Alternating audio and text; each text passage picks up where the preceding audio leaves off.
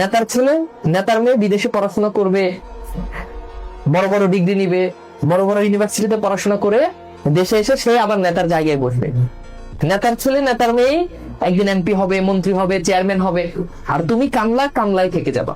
তুমি সারা জীবন তোমার পড়াশোনা বাদ দিয়ে তুমি নেতার পিছনে কামলা দিবা, দলের জন্য কামলা দিবা, তুমি কিন্তু কিছুই হবে না। তুমি এলাকার ওই পাপি নেতাই থেকে যাবে। তুমি তোমার জীবনের সবচেয়ে গুরুত্বপূর্ণ সময়গুলো পলিটিক্স এর পিছনে ইনভেস্ট করতেছ, নেতার পিছনে দৌড়াইতেছ, হাত ভাঙতেছ, পা ভাঙতেছ, গুলি খাইতেছ, জেলে যাইতেছ, তোমার বাপ মা টাকা দিয়ে তোমার আবার ছাড়াই আনতেছে।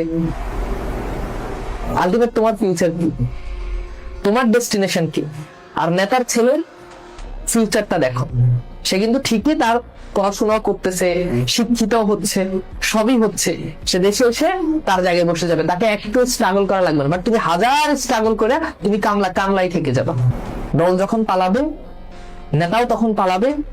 নেতার ইউরোপ আমেরিকাতে বাড়ি কিনা আছে, সে সেখানে গিয়ে সেটেল হবে, তার ছেলে মেয়েরা 14 গোষ্ঠী আগ থেকেই সেটেল, আর তুমি গ্রাম থেকে বের হওয়ার জায়গা পাবা না।